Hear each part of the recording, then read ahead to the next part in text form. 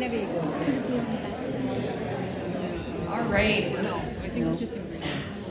Okay, we are in the home stretch. Thanks for being with me this whole time. You guys have been awesome. Those questions were so great. I wish we could answer more, but like I said, make sure you put any questions you have into that feedback form at the end of the day. This is what we're going to do now. Like I said, integration and implementation, right? We come to these things, and then what do we do when we go home? So we want to actually give space for that today. So I want to give you kind of just a really simple formula for how you can make what I'm just going to call an accompaniment plan, all right?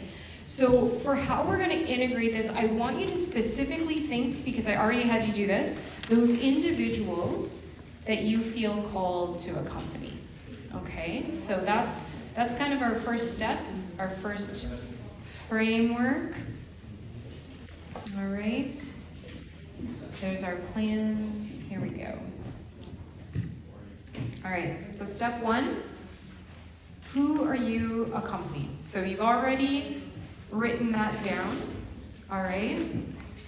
Now what we gotta do is we need to start thinking about, okay, what's our next step?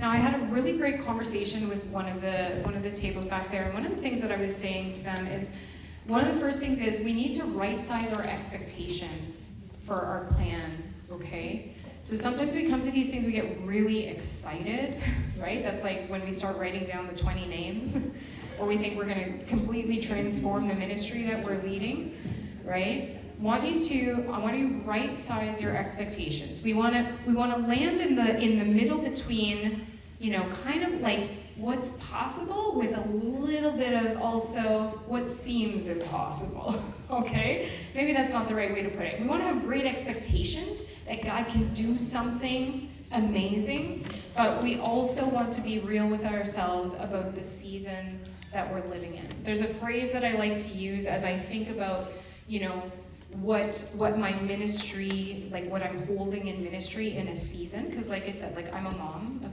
4. I work 3/4 time for CCO. I volunteer at my kids' school. I'm married. I have a husband I gotta spend time with, you know. So I have to, as I think about the people I'm accompanying, just in my personal life and then my ministry expectations, one of the things that's been helpful for me is, will this stretch me or will it break me? Because I think the Lord wants to stretch us, okay? We can be stretched for Him in ministry and to serve the people around us, but He doesn't want to break us or break what is already core, right? If you are, living a vocation, whether it be religious life, priesthood, married life, you have a career that you've committed to, that you felt called to, okay? Those things, God isn't going to ask you to break those things, right, in order to hold the ministry. The things that are core that have already been called. So we can trust that if He's already called me to this, He's going to make a way for me to do this accompaniment while still honoring the commitments I've already made. Okay, so will this stretch me or will this break me? Okay, so as you're thinking about this plan, I just want to give you that as a filter. Now, the next thing we have to do once we know, okay, who are these people? Step 2. Right? We need to seek direction from the Lord. Now, one of the things that has just become, really normal for us in my work with CCO and with missionaries is to leave something we call it blank space, okay, or white space, where whenever we're about to enter into like a new project or to kind of start a new season of ministry, we just give ourselves space to hear from the Lord and to hear His direction. Now, we can do this in a few different ways.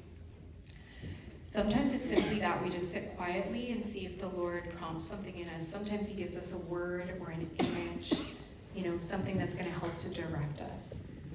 Another way that's really simple to do this is actually on the day that you happen to be making your plan, pull up the gospel of the day. Because we have Mother Church, right? Mothers often know the needs of their children before the kid even expresses it, right? I know when my child just didn't have enough sleep and what they really need is just a blanket and a snuggle to get them through to bedtime. Mother Church, in her wisdom, has planned out the readings for us year by year. So one of the things that just can feel, sturdy for us is we can go to the gospel of the day on the day that we're planning, and we can trust that there's likely something in this for us, right? So that's another way that we can seek God's word or direction. You can do that with your teens. You can do that on your own. I can't tell you how many times I've done this and I've been shocked by what's in that gospel on the day that I happen to be planning, right?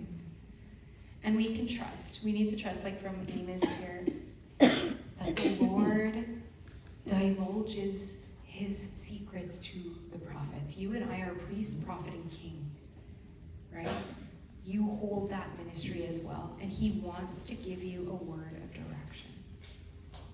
So right now I want to give you just a few moments of silence. Kind of pick your way that you... Actually, I want to give you one more thing. One more way that you might get a word of direction for today. Because you've been here today, and you've been hearing a lot of things. You've been immersed in some teachings from the church, scripture.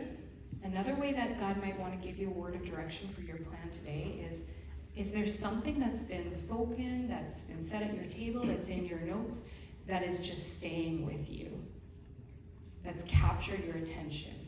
That might be another way that he wants to give you a word of direction. Okay, so 3 ways you can open up your phone, find the gospel of the day. You could sit and just be quiet, listen. Does he place a word or an image on your mind or your heart? Or is there something from today that's kind of just, hanging for you, like, okay, I think this is part of the direction he wants to give me for today. I know this might feel a little, might be a new way of praying for you today. All right? Well, let's just try it. Okay? So take a few minutes. We'll just get quiet and see what God wants to speak to you in terms of a word of direction for your accompaniment plan as you think about these people.